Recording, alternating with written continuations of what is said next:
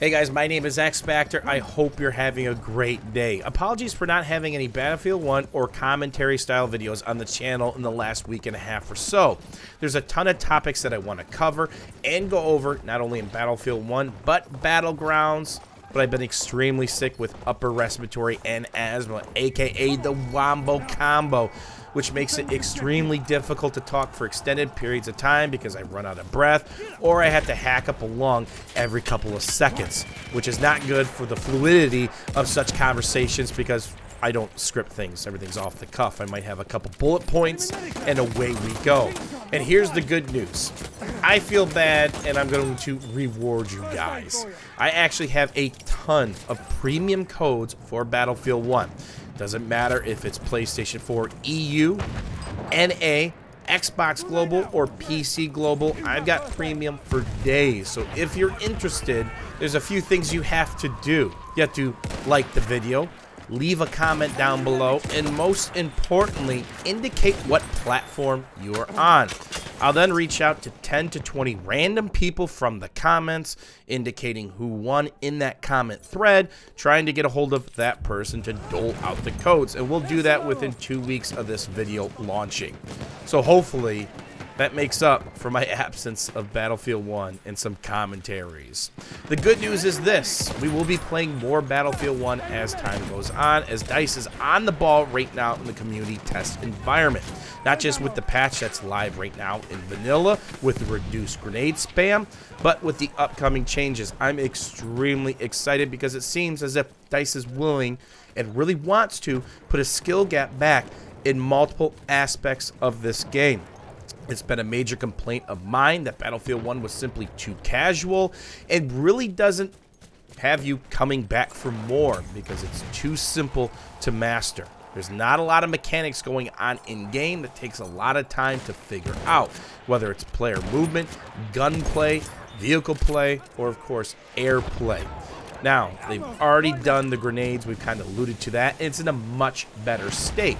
You do passively generate a grenade. A little bag does not help you at all, and depending on the grenade type that you have or throwable, it takes upwards to 45 plus seconds to get it back, but you need a big bag to trigger it. Now if you stand on the big bag, it might be as little as 12 or so seconds, but you have to stand on that big bag.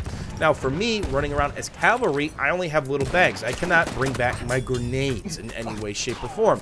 So let's say I run around for 45-ish seconds or whatever my grenade replenish timer is. I have to have somebody in the squad drop a big bag or find a big bag. The second I run over it or get within proximity, I get my grenade back. I believe, not certain on this, a lot of this passive timer is paused with being in combat. Not sure if that change made it into vanilla. But regardless, played a bunch of rounds the other day when live streaming with Mrs. X Factor doing a booze stream. That's where this footage is from. And the grenade spam really wasn't that bad. Of course, if you were on the objective, whether it was conquest or operations, it would get a bit hot. But it wasn't overwhelming like it would be before. So that's a step in the right direction.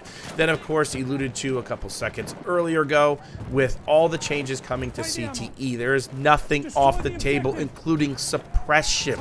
One of my issues with Battlefield 1 and the longevity of it was the frustration of Battlefield 1 coming full circle. The CTE was set up in Battlefield 4 and did amazing things. Took that game from a turd to a polished gem over the course of a year and a half, as you see me try to throw a grenade that I don't have because I need a big bag. So things that were fixed, such as the grenade spam and suppression, all those changes were reverted, and we're back to square one. The good news, of course, is this: suppression is being looked at again. So based on the input from the community and what the developers have cooked up their stream, maybe we'll see improvements or elimination of some of the things that happen when you're suppressed, including flinch or aim punch if you actually get hit, the random optic sway, the added recoil, then of course everybody's favorite, the random bullet deviation. Maybe it'll be more in line with what was the end of Battlefield 4, which felt really, really good compared to the start of Battlefield 4 and, of course, Battlefield 3. Another thing that they're looking at to tweak is the gunplay, which has been extremely controversial no matter what side of the coin you are in Battlefield 1. Is it too casual? Is it just right? That's being looked at as well. Then, of course, player movement, a big part of every shooter that you can think of, especially games that are considered competitive like Counter-Strike or Rainbow Six Siege. And a lot of that has to do with the player movement while shooting. Specifically talking about AD spam while aiming down sight. What is that? If you're not on PC, it's the buttons we use to dance back and forth left and right. In previous Battlefield titles, and of course a lot of other competitive shooters out there, including Counter-Strike, you would lose a lot of accuracy based on the class of weapon you're using if you're aiming down sight and strafing back and forth while shooting. Doesn't matter if you're tap firing, micro bursting, or doing some elongated bursting, you would be nowhere near as accurate as if you were standing perfectly still or stopping and popping, much like you would see in a game like Counter-Strike. There'd be an initial dance, maybe a shot or two, restrafe, stop, shoot again, rewarding that footwork over anything else. Although I'm not playing a lot of Battlefield 1 right now, I'm extremely excited about the changes that DICE is looking at to make and the feedback they're looking to get from the community, particularly because they hired an amazing player called Drunks.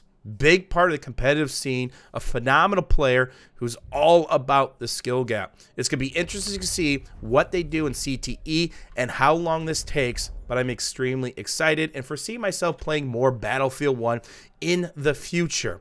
Hopefully you guys enjoyed this video, my thoughts on all of this. If you guys need a copy of Premium, don't forget to throw a like on it, leave a comment down below, including your platform. I'll get a hold of you guys within 2 weeks for the winners on the YouTube comments, anywhere between 10 to 20 copies based on what platforms are needed the most. As always, guys, thanks for watching. Thanks for hanging out, and we'll see you guys soon.